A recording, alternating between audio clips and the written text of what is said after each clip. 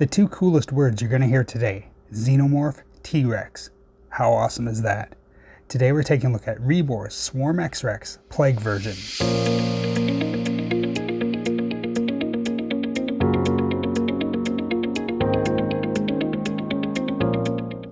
Welcome back. So Rebor is a company who's known for doing unlicensed figures of Jurassic Park dinosaurs, and now they've decided to dip their toes into the world of the Xenomorphs by doing a cross between a Xenomorph and a T-Rex, the Swarm X-Rex. This is the Plague version, and it is 1/35th scale, although I don't really know how they get scale for a Xenomorph T-Rex, since that doesn't actually exist, but I don't know. So around the side, nothing, just black, but on the back here we can see that there are actually 4 figures in this line. The metallic Broodlord X-Rex, the Broodlord organic version, the Plague version of the Swarm X-Rex, which I'm taking a look at today, and the radioactive version. As you see, these two are kind of a queen design with a bit more of a crest than that on them. This looks a bit closer to a Xenomorph in terms of paint coloring. This one more bone and stuff like that. It kind of reminds me of the newborn from Alien Resurrection. The one I'm taking a look at is based on the big chap from the first Alien. Well, this is clearly the dog alien from Alien 3. As far as I know, this is the only one that's been released, this one, and the one I'm reviewing today. These two are not available yet, from what I've seen. This guy is sold out. I'm curious, which ones of the 4 do you like? I'm not sure if I like these two. I definitely prefer these two at the bottom compared to those. It's an interesting design, but I think I'm most happy with the one I've got here. And there is a little bit of assembly required for this figure. The tail, the inner mouth, the arms, and the pipes that go on the back of the figure here need to be attached. So we'll go ahead and do that, and then we'll take a closer look at the Swarm X-Rex. So assembling the X-Rex was no problem. Everything slots in really well. The only thing I'd say is that I'm probably going to pull these out and glue them down just so that they are fully secure, because they do have a tendency to slide a little bit when you handle the figure. I did cut a little bit off the tip of the tail there, just so that it would fit a little bit tighter to the body there. This is just a rubber there. I just used a kitchen knife, no problems whatsoever. Just a little bit there.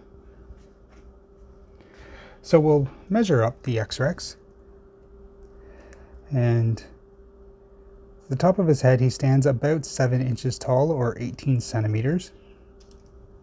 And from length to the tip of his tail, he is about 17 inches long, or 48 centimeters. Excuse me, 43 centimeters. I'm Canadian, but I use inches. I'm complicated. So getting a closer look at the X-Rex, I love this design. I think these unique alien variants are so interesting. I love the NECA Hasbro figures that are painted to look like the movie. And this is such a cool concept. I love it. I wish we could we make Jurassic Park 7 this? Can we have aliens in it? Please, please. Such a cool design. You can see it's very much alien in the head there.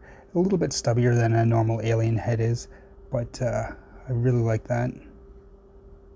All the kind of tendrils and everything that you come to expect from a Xenomorph are there. He's got the sharp chrome teeth. This is more of an adult collectible thing. It's not for kids, so it actually is like really sharp.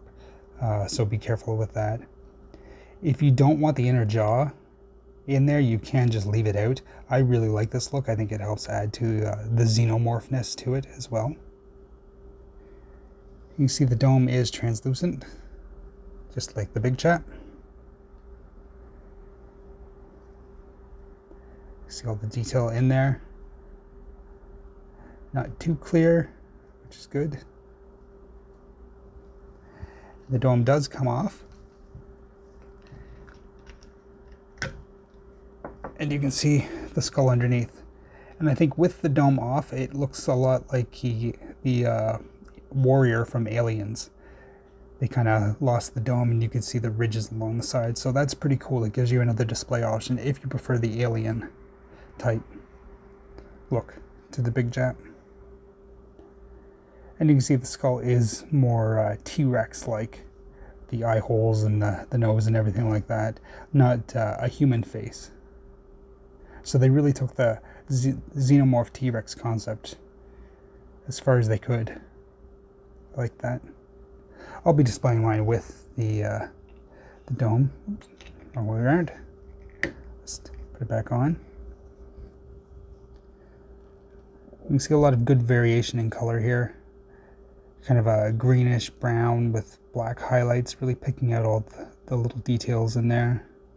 He's got his stubby little T-Rex arms, which the Queen had too, incidentally, so that's pretty neat. See the knees there? Even the toenails are done in chrome. Go down to the chest and everything. Great fusion between the Xenomorph and the Tyrannosaurus Rex. So we go back to the tail. It's kind of ribbing along it.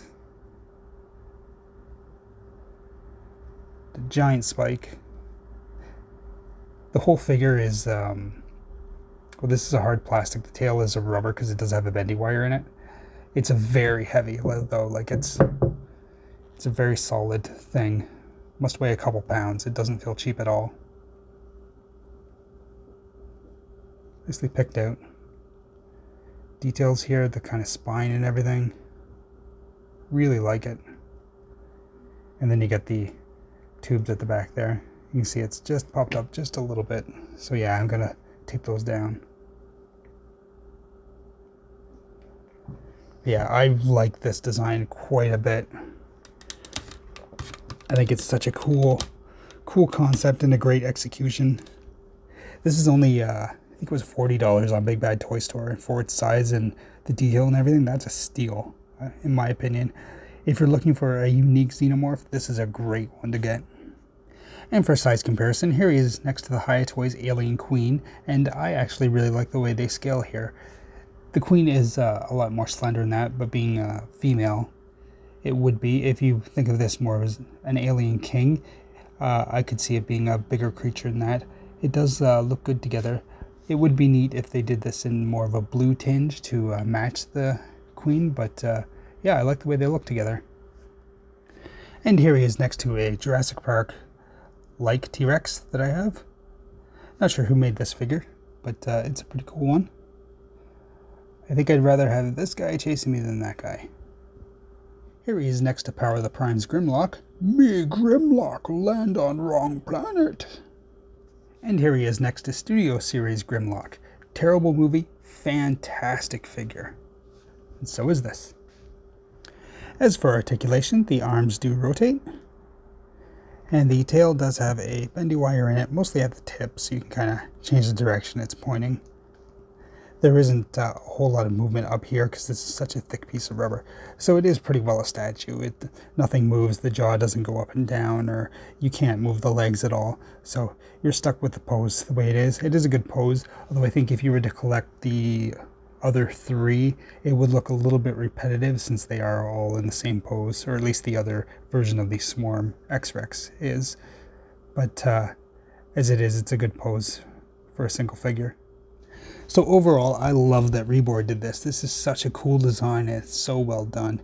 This is unlike anything I've ever seen in the Xenomorphs before. I really want to see this on screen in a film or in a TV show or something like that, maybe in the Alien series. I know they won't do it, but it's so cool. And if you're looking for a single alien and you're not too bothered by whether it appeared in the films or not, this is a really cool version, or maybe like some of the other versions that I showed on the back of the box.